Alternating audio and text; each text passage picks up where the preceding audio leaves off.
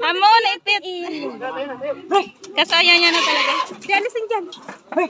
Para naman makasama. Para panunuwas na.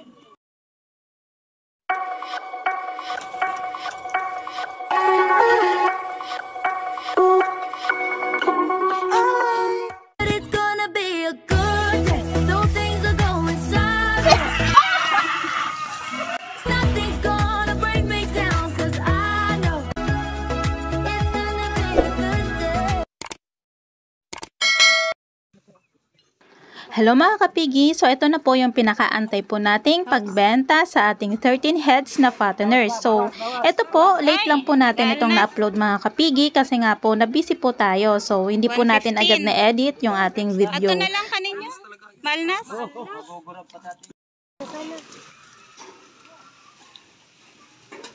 Oh, nakadungdong.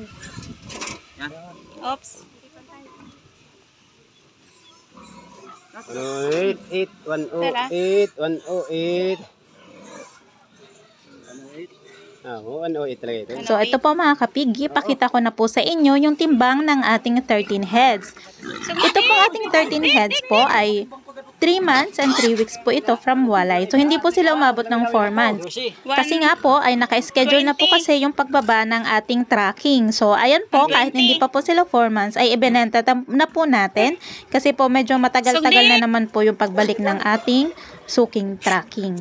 So ito po mga kapigi, sa pagkilo po natin, kung mapapansin nyo po, lampas 100 kilos po yung mga yan. Pero ililes pa po kasi natin dyan yung crates, which is 28 kilos po. Yung kanina pong crates na ginamit namin ay sa amin po yun. Kaso nga po is madulas po kasi yung sahig. Kaya pinalitan po natin nung crates nila. So last 28 kilos na po yan mga kapigi. Oops. Tuwal. Ay, sobra na. Okay. 115. 115.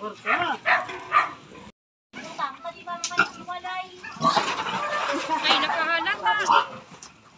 Ito na yung tulugan ko.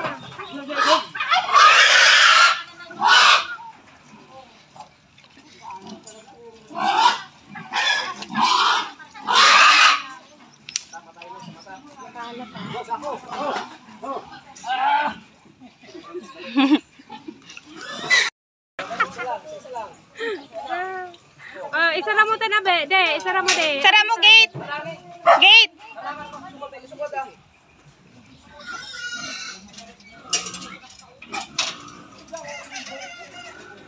Oh, di na pa. Yung Yung sa mga patati. Yan sa binyara tapos na. Yung sa binyara nagtago na. Oops. Ay! Dik-dik, huwag ka malikot. Oops, tuwal. 113. 113.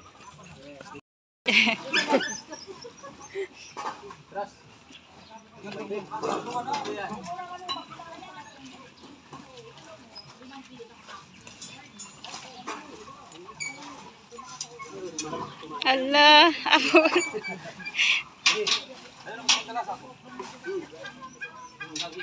Surprise man ako. Oo. Ganyan na klase. Allah, na pati kusog. Kupas na eh. Oh, Kailangan magtako. 115. Madwaga din. Nag-i-enjoy.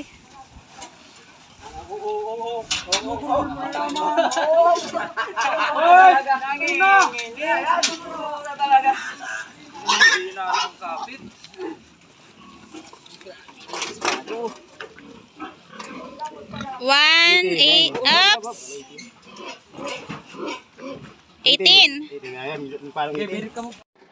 So ayan na nga po mga kapigi at tapos na pong kiluhin ang ating mga baboy. So kung makikita nyo po, nag-enjoy na po sila sa pag-swimming kasi nga po nung panahon ng ating pagbenta ay tag-ulan po. Kaya maputik po sa ating baboyan at mayroon po silang mini swimming pool.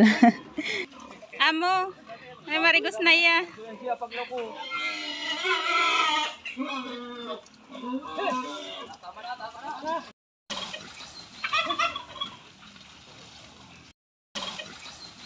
Ito po yung mga naging kilo nila.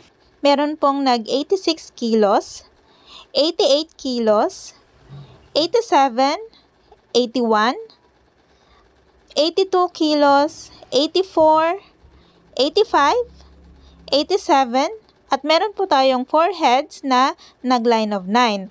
Meron po tayo ng 91 kilos, 94, 92, and 90 kilograms.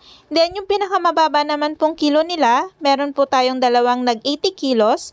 Yung isa po, yung ika-13 na po yun, na baboy. And yung ika-14 po, isinama na po natin dito sa splay leg. So, ito po yung pinanganak pa lang ay hindi po siya makalakad. Yun lamang po mga kapigi. Have a good day and happy farming!